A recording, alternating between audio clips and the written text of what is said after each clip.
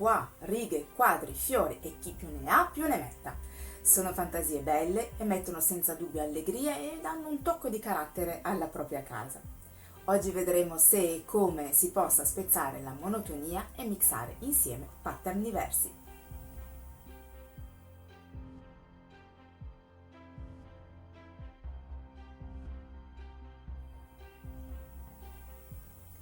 In un altro video avevo parlato di come fosse possibile mixare insieme stili diversi nella stessa casa.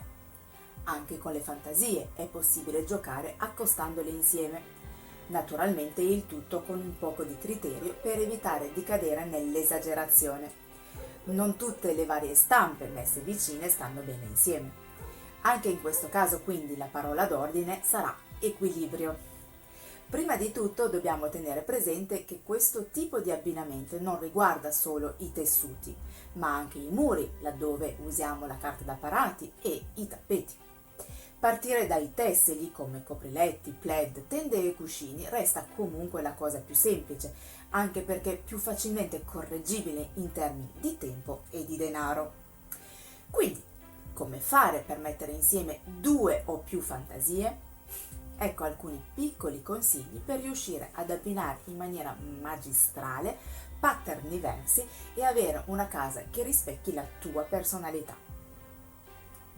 Il primo suggerimento è quello di iniziare solo con due fantasie. La coppiata più facile è quella tono su tono. Fantasie diverse, magari geometriche, ma stesso colore. Oppure viceversa, stessa fantasia, ma con colori diversi. Vedi foto. Puoi anche usare fantasie simili, su colori in contrasto, come questo in esempio. Se invece ami una fantasia con più colori, il secondo pattern dovrebbe avere quantomeno un colore in comune. In questa maniera il mélange sarà senza dubbio più armonioso. Le fantasie presenti sono tantissime, c'è l'imbarazzo della scelta. Quindi per iniziare scegli quello che sarà il tessuto principale, quello che ti piace più di tutti. Scelta questa, la seconda fantasia dovrà essere un poco più neutra o con al massimo un tocco di colore che sia presente, come detto prima, anche nel primo tessuto. Un'altra attenzione da porre nella scelta di fantasie diverse è la scala dei disegni scelti, ovvero la loro grandezza. Meglio se le dimensioni sono diverse. Osservare questa scala, soprattutto quando ci sono stoffe multicolor, è molto importante per un risultato ottimale. Quindi se la scelta della prima fantasia ha un disegno grande, poi nella seconda dovrai scegliere un disegno più piccolo.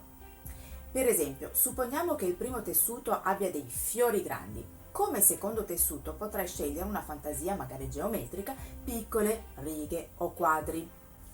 Le stampe geometriche sono ottime come secondo abbinamento perché sono davvero flessibili.